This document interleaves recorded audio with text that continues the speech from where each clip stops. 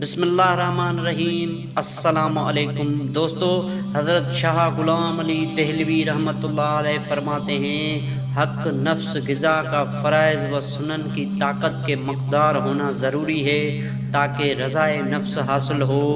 صوفی وہ ہے جو دنیا و آخرت کو پشت ڈال کر مولا کی جانب متوجہ رہے۔ دنیا میں 3 کتابیں بے نظیر ہے، قرآن شریف، صحیح بخاری، مثنوی مولانا روم۔ عقل 2 قسم کے ہیں، ایک نورانی، دوسری ظلمانی۔ عقل نورانی یہ ہے کہ بغیر واسطہ کے امر بالمعروف و نہی عن المنکر پر دلالت کرتی ہے۔ عقل ظلمانی یہ ہے کہ مرشد کی ہدایت کے چراغ پر راہ لائے۔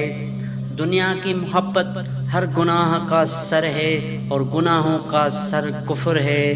ان الحق کہنا آسان ہے اور انا کو دور کرنا مشکل ہے۔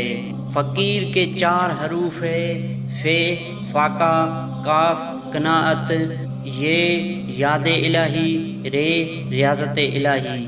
اس کے بجا لانے والا 4 عنایات سے ہمکنار ہوتا ہے۔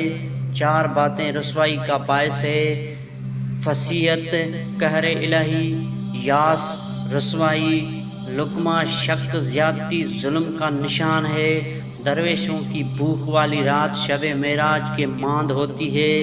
آدمی 4 قسم کے ہوتے ہیں، نامرد دنیا کا مطلب، مرد عقبہ کا طالب، جوان مرد مولا اور عقبہ کا طالب، فرد مولا کا طالب۔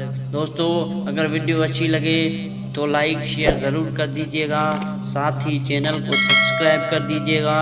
اللہ حافظ۔